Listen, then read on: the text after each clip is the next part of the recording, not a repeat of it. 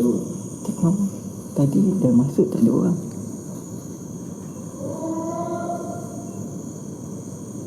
Gerak.